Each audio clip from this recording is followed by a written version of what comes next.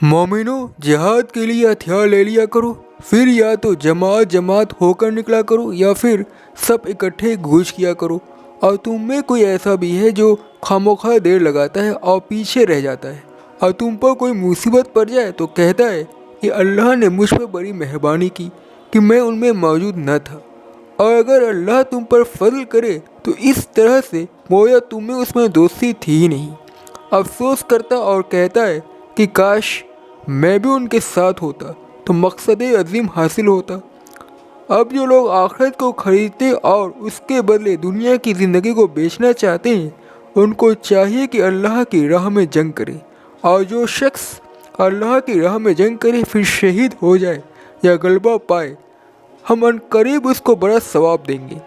और तुमको क्या हुआ है कि अल्लाह की राह में और उन बेबस मर्दों और औरतों और बच्चों के खातिर नहीं लड़ती जो दुआएं किया करते हैं कि ए परवरदिगार, हमें इस शहर से जिसके रहने वाले जालिम हैं निकाल कर कहीं और ले जा, और अपनी तरफ से किसी को हमारा हामी बना, और अपनी ही तरफ से किसी को हमारा मददगार मुकर्रर फरमा।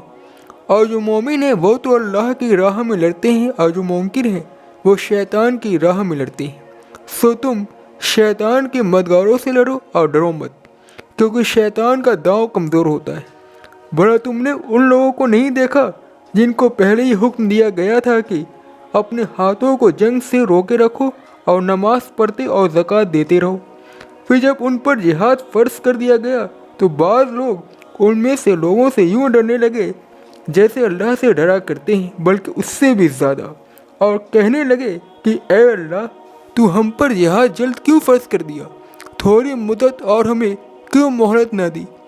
ए पैगंबर, इनसे कह दो कि दुनिया का फ़ायदा बहुत थोड़ा है और बहुत अच्छी चीज़ तो परहेजगार के लिए नजात आखिरत है, और तुम पर धागे बराबर भी जुल्म नहीं किया जाएगा।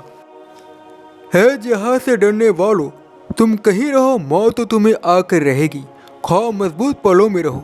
सो ए पैगंबर, अल्लाह की राह में लड़ो, तुम अपने सिवा किसी के जिम्मेदार नहीं हो, और मोमिनों को भी तरगीब दो।